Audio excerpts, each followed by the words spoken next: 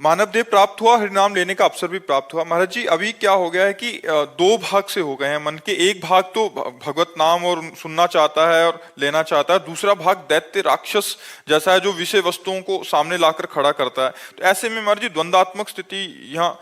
भजन के बल से उस आसुरी भाव का नाश कर दो। बहुत अच्छे बच्चे हो जो अपने मन को देख पा रहे हो। इसमें दोनों भाव है, सुमति और कुमति।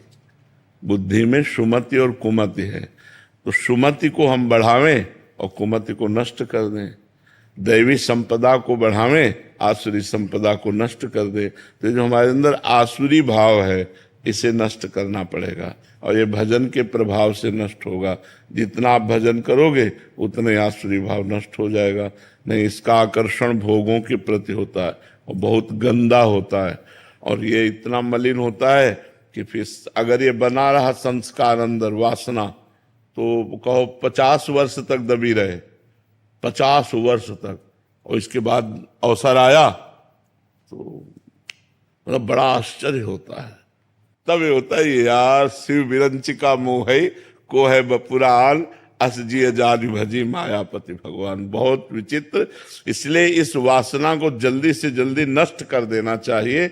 सत्संग के प्रभाव से, भजन के प्रभाव, अगर दबी रही तो वो है, और वो है तो कहीं ना कहीं, कभी ना कभी अगर संयोग बना तो नष्ट कर देगी, वो बहुत बुरी तरह नष्ट कर देगी। जब तक शरीर में श्वास रहे और जब तक शरीर का होश रहे तब तक खतरा है, तब तक खतरा है। इंद्रियां भले भोग लायक ना हो, लेकिन मन भोग युक्त हो करके तुम्हें भ्रष्ट कर सकता है। इसलिए वासना को नष्ट करना है। बात यह है, एक बार देवर्षि नारद जी ने जनक जी से पूछा कि आप विदेह कैसे हैं? आपकी रानी हैं, आपके संतान हैं, राजपाट है, और आप विदेह स्थिति तो अवधूत महापुरुषों की होती है, शरीर का होश नहीं है, और ऐसी थी जनक जी की स्थिति। तो उनका आज आराम करो, कल सभा में बताएंगे, चर्चा करेंगे, आज तो आप आराम कीजिए। खवाया पियाया और महल में, अपने महल में सुलाया, और जब रात्रि हुई तो रानी से कहा सो जाओ जा करके देवर्षि नारद जी के साथ। तो आज्ञा का पालन हुआ, तो गए। जब उन्होंने देखा कोई स्त्री आके सो, तो वो खसके दीवाल की तरफ, और तो और खसके। जब दीवाल मिली तो दीवाल की तरफ करवट करके वो कुछ बोले नहीं, थोड़ी देर में उठी चली गई हूं। सुबह नारद जी गए और जनक जी से कहा कौन स्त्री को भेजा, क्योंकि आपके महल में आपकी आज्ञा के बिना स्त्री नहीं जाएगी। तो क्या हुआ महाराज? बोले मैं देखा कि स्त्री है तो खसक गए। फिर क्या हुआ? वो भी खसकी हमारी तरफ। फिर क्या हुआ? बोले दीवाल मिल गई तो दीवाल की तरफ मुंह करके लेट गए। बोले फिर मुझे शांति मिली। तो बोले स्त्री को दीवाल क्यों नहीं समझ लिया? दीवाल को दीवाल समझ लिया और स्त्री को स्त्री समझ लिया, यही गलती है। और मेरे में दीवाल और स्त्री में कोई फर्क नहीं है। विदेहराज जनक जी, सुखदेव जी के गुरु जी। तो स्थिति जो है वो हमें लगता है अगर जवानी में आ जाए तो बहुत बढ़िया बात है। अगर वो स्थिति ना आई और वासना बनी रही तो किसी भी अवस्था में वासना गिरा सकती है।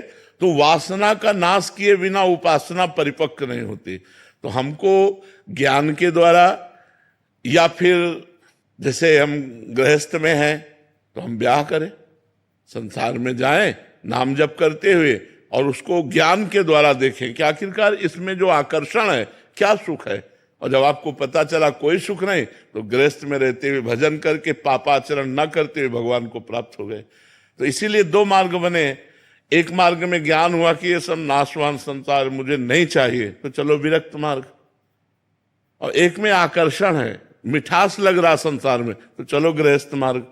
लेकिन दोनों को भगवत प्राप्ति के लिए ही मनुष्य शरीर मिला है। यद्यपि भोग से शांति प्राप्त नहीं होती, पर वो भगत है, वो विवेकवान है, तो वो वैराग्य धारण करके आगे निकल जाएगा।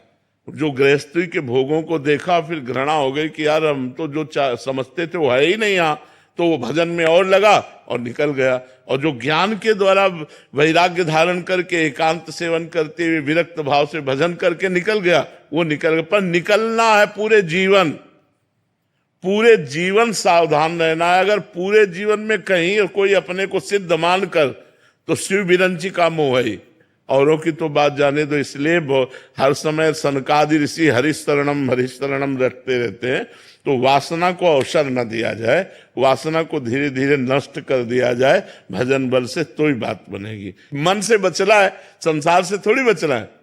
संसार तो ये शरीर ही संसार है, शरीर ही संसार है, इससे कहां बचना? मन से बचना है। मन की चाल में मत फंसो तो जीत गए, और मन की चाल में फंस गए तो हार गए। बस ये बात। भगवान आखिरी में काम वासना ही गिराती है अधेड़ उम्र में जाने के। हाँ, काम नहीं, और कोई भोग नहीं आता, मतलब काम वासना ही रहती नहीं। ज्ञानियों का शत्रु काम ही है, सबसे बड़ा शत्रु काम। काम से ही दो पैदा होते हैं, लोभ और क्रोध। काम की पूर्ति में अधिक भोगने की लोभ प्रवृत्ति होती, चाहे रुपया पैसा कुछ भी हो। जब कामना पूर्ति होती है तो लोभ पैदा होता है, और जब कामना की पूर्ति में बाधा होती है तो क्रोध पैदा होता है। और क्रोध और लोभ दोनों स्मृति का नाश कर देते हैं। स्मृति के नाश होने से बुद्धि भ्रष्ट हो जाती है, बुद्धि भ्रष्ट होने से सर्वनाश हो जाता है। कामा संजायते क्रोधा, क्रोधा स्मृति विभ्रमा, स्मृति भ्रंशात बुद्धिनाशो, बुद्धिनाशात प्रणश्यति। नाम जप और सावधानी।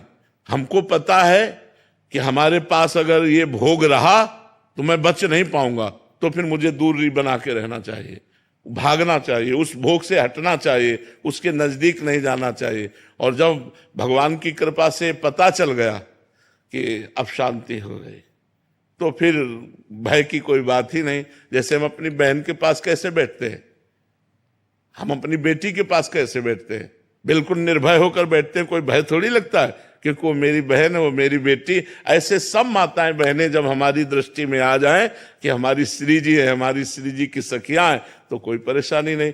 जब तक भोग्या स्त्री दिखाई दे रही है तब तक भयानक दोष है, और ये दोष कभी भी कहीं भी किसी को भी गिरा सकता है।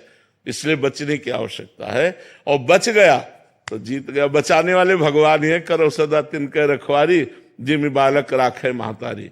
तो भगवान बचाते हैं, नहीं तो सबके जीवन में एक मोड़ ऐसा आता है जहां गिरने के चांस होते हैं, वहीं भगवान। सीम की चाप सके को तासु, बड़ रखवार रमापति जासु। भगवान जिसके रक्षक है वही बच पाता है, नहीं तो मिट्टी में मिला दे ऐसी माया है।